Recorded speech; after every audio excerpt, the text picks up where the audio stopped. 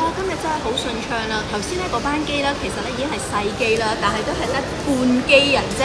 跟住一落到飛機啦，出到嚟呢一度嘅話咧，講緊係 around 15分鐘度就全部都唔使排隊，非常之順暢，即刻已經嚟到啦。而家接受第二個大挑戰就係點樣翻去我哋嘅酒店呢？我哋係喺淺草站嘅，而家即刻去揾路。見到寫住鐵路，應該都係得 only choice 噶啦。鐵道，跟住落咗嚟一層，而家出去。而家日本時間8點37分落機啦，出到嚟啦。好，揾我哋要搭嘅。出發之前呢，我睇咗其他 YouTuber 嘅影片呢，都係跟住佢哋嘅路線咁樣行。應該都係呢邊㗎啦。上次嚟咧就已經咧係買咗 IC 卡，而家就增值翻就可以搭車出翻去啦。睇下呢張有幾多錢先？我仲有1000 yen 啫，咁而家我就加咗5000 yen 落去。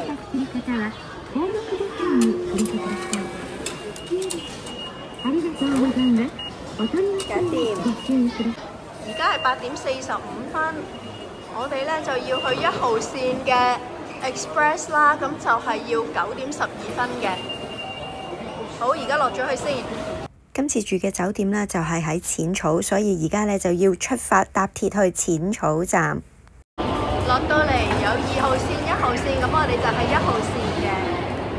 心情好緊張啊，不過但係咧最重要咧都係睇翻晒啲指示牌啦，因為我哋今次咧係要去淺草站，見到咧佢都係寫住淺草線3個字嘅。都係睇翻啦，我哋咧就係 Sky Express 啦，就係9點12分嘅。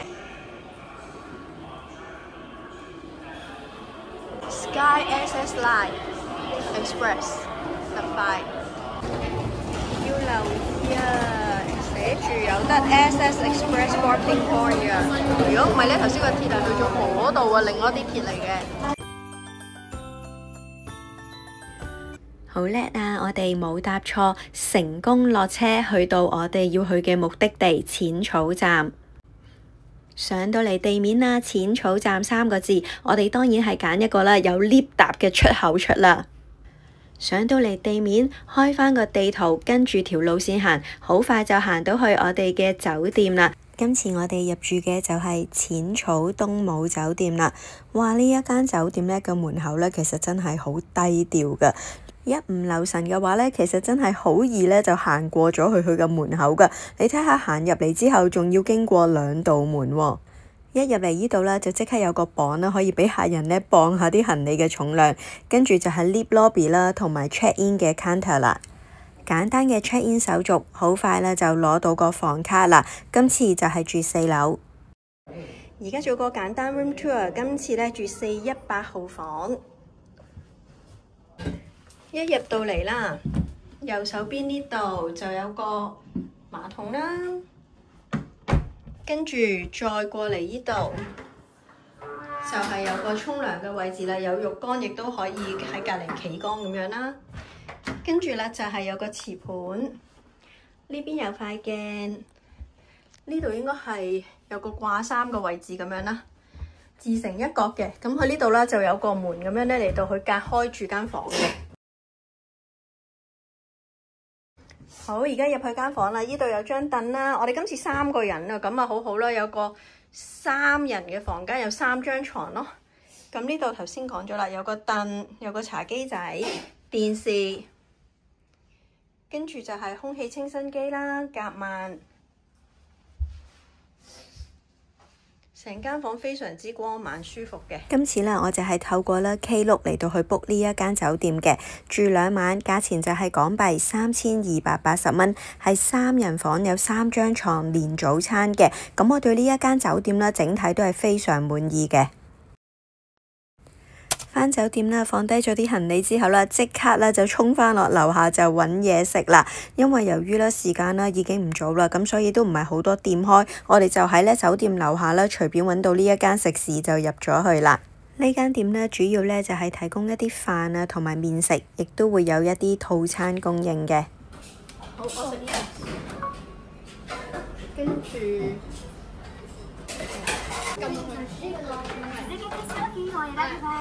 點完餐，影一影個環境俾大家睇下。呢間餐廳嘅地方啦，唔算大嘅，不過整體咧都係乾淨整潔。一個餐有飯有麵，830 yen。1點啦，喺個機場貴賓室啦食完嘢，而家已經講緊係日本時間嘅11點，我哋先再食嘢，所以餓到爆炸。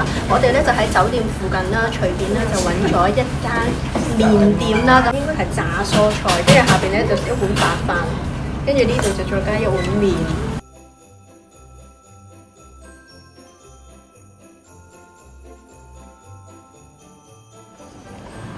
啱啱喺過完馬路嗰度食完宵夜，跟住呢度就係71，呢度就係我哋間酒店啦。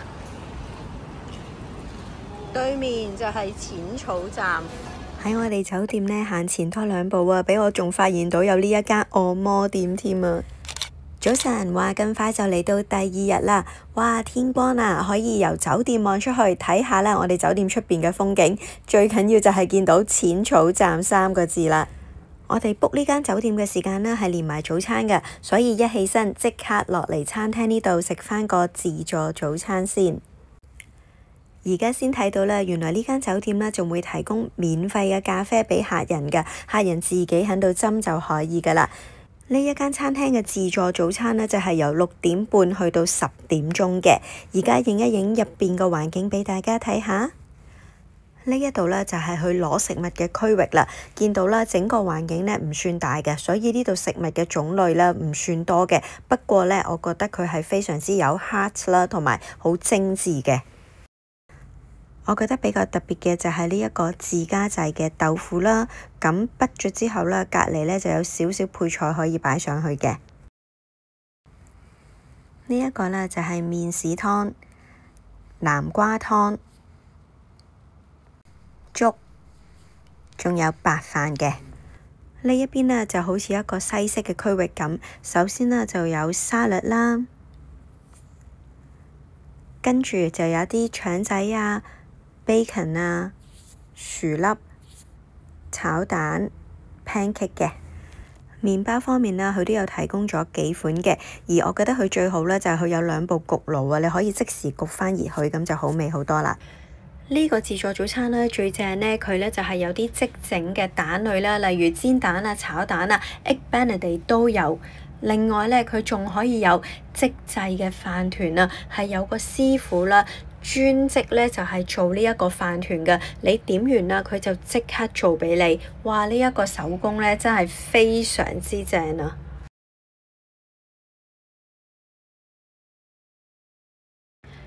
除咗飯團之外啦，呢一度呢仲會提供呢幾款小菜㗎，好似我哋呢成日睇電視啦，見到啲日本人啦，朝頭早食早餐啦，就係食飯配小菜啦。咁佢呢一度就係提供呢啲小菜啦，哇！真係好有日本嘅特色啊！飲品方面啦，我都覺得佢選擇都唔錯嘅。佢有蘋果汁啊、橙汁呢啲最大路嘅飲品之餘啦，亦都有牛奶啦、熱茶，佢亦都有提供嘅。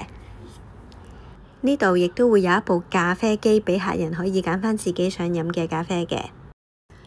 除咗攞啦出邊呢自助吧嘅食物之外啦，我哋亦都點咗唔同嘅蛋啦，仲有就係飯團嘅。所以啦，呢一個自助早餐啦，雖然呢食物選擇唔多，但係真係呢非常之高質精緻。喺我哋酒店隔離呢，其實呢就已經係呢一個雷門㗎啦。